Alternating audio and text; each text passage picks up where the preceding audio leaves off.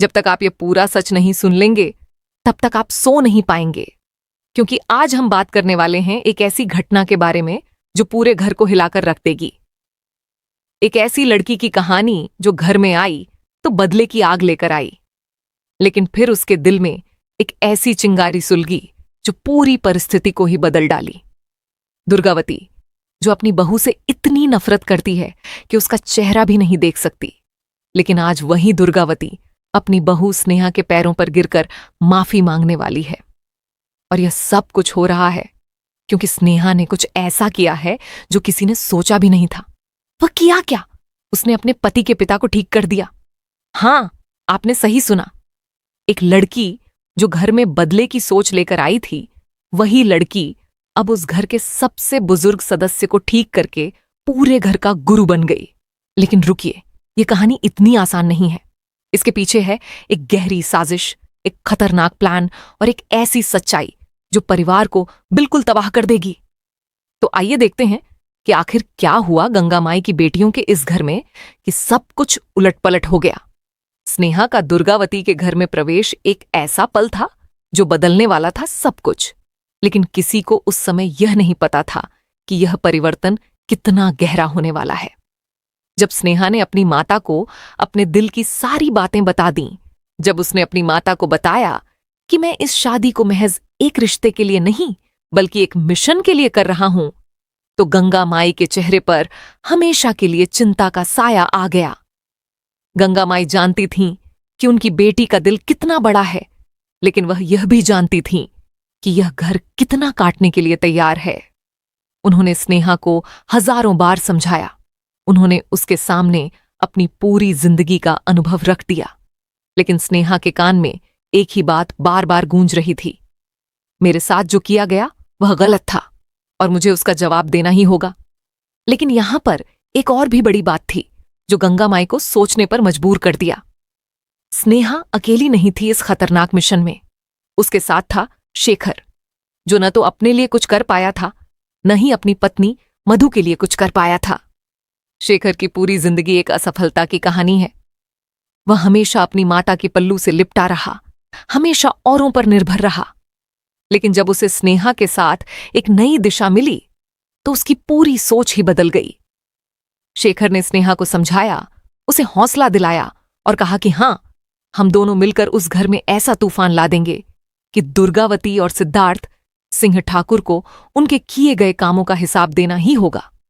हां, सिद्धार्थ सिंह ठाकुर, वह नाम जिसे सुनते ही स्नेहा के आंखों में आग आ जाती है। वह ठाकुर जिसने न सिर्फ स्नेहा के साथ बुरा किया बल्कि उसकी पूरी परिवार को तबाह कर दिया। स्नेहा को लगता था कि उस घर में जाकर वह अपने सभी गुस्से, सभी दर्द को उतार देगी। वह सिद्धार्थ सिंह ठाकुर को समझा देगी कि किसी के साथ ऐसा करने का क्या परिणाम होता है।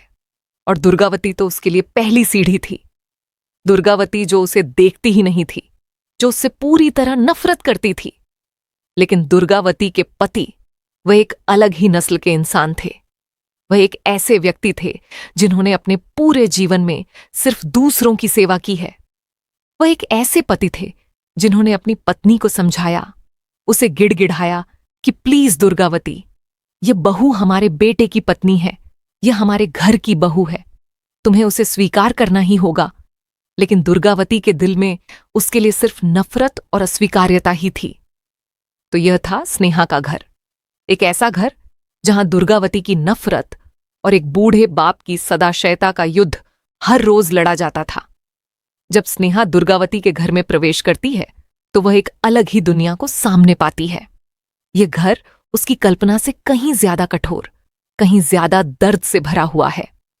दुर्गावती ने उसे तुरंत अपनी नकारात्मकता से घेर लिया।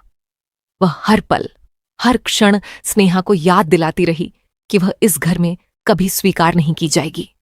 लेकिन स्नेहा के दिल में एक ऐसा निर्णय था जो उसे आगे बढ़ाता रहा।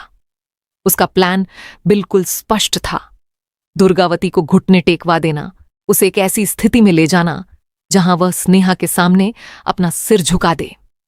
और ये सब कुछ होने के बाद सिद्धार्थ सिंह ठाकुर को उसके किए गए सभी कामों का हिसाब चुकता करना। ये सब कुछ ठीक था, ये सब कुछ योजनाबद्ध था, लेकिन शेखर के मन में एक और भी गहरी नीयत थी। शेखर अपनी असफलताओं को किसी और पर थोपना चाहता था। उसने स्नेहा के साथ हाथ मिलाया, लेकिन उसका असली मकसद सिर्फ बदला लेना था। वह सोचता था कि अगर वह स्नेहा को बहकाकर इस घर को तबाह कर दे तो शायद उसकी अपनी जिंदगी की असफलता को कोई नहीं देखेगा। शेखर ने कहा, स्नेहा, तुम ठीक सोच रही हो।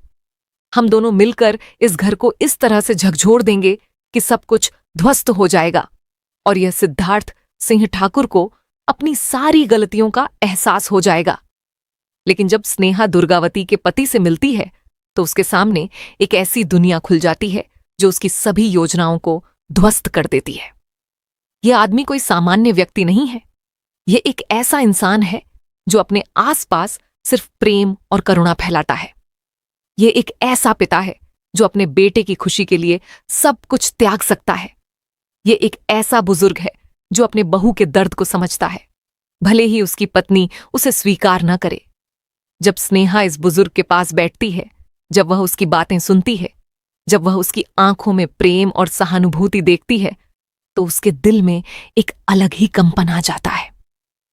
दुर्गावती का पति हमेशा बीमार रहता है, हमेशा दर्द में रहता है, लेकिन फिर भी उसके चेहरे पर एक ऐसी शांति होती है जो किसी भी इंसान को अपनी ओर खींच लेती है।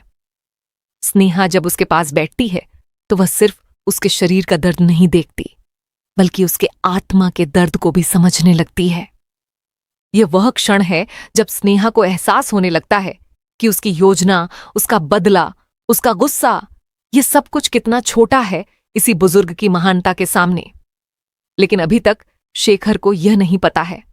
अभी तक शेखर सोचता है कि स्नेहा उसके साथ है, कि वह उसके साथ इस घर को तबाह करने में लगी हुई है।